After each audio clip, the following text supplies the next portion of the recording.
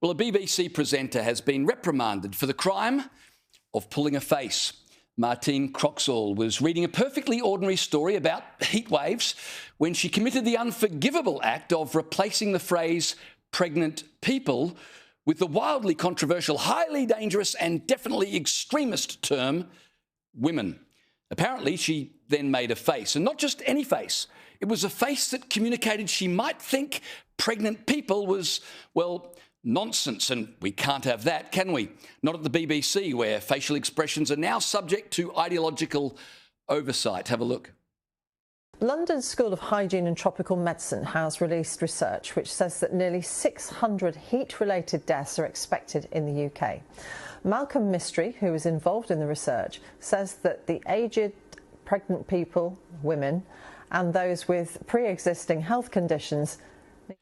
So the BBC upheld 20 complaints, solemnly declaring that the expression on her face during that read, quote, laid it open to the interpretation, end quote, that she was expressing a view. The BBC, you see, are supposed to be impartial. And nothing says impartial journalism quite like policing how your staff's eyebrows move when confronted with the phrase pregnant people. Let's pause on that for a moment. The BBC evidently believes that saying women as opposed to pregnant people is a personal view. In 2025, orthodoxy is heresy, biology is bias, facts are opinion, and reality is, well, offensive. We've reached the point where acknowledging that only women can get pregnant is treated like a political statement, one step short of a hate crime, but enough to be convicted of a face crime. Meanwhile, referring to pregnant people is regarded as perfectly correct, provided you don't think too long on it. This is what happens when the woke run the asylum. You can say whatever you like, as long as it's exactly what they tell you to say. Personally, I thought Croxall's expression was magnificent.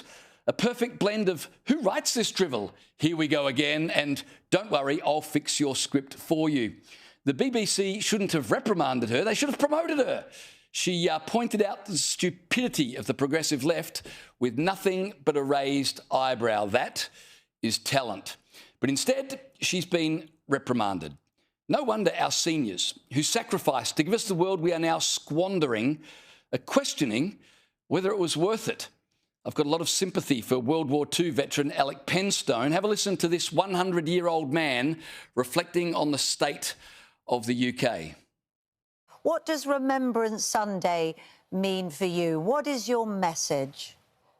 My message is, I can see in my mind's eye those rows and rows of white stones of all the hundreds of my friends and everybody else that gave their lives for what? The country of today. No, I'm sorry.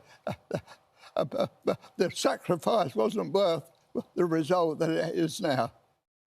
Like all of you watching, I'm incredibly grateful as well for all those who gave their lives for the freedoms we enjoy today. I'm just not sure we're doing a great job repaying the faith, though.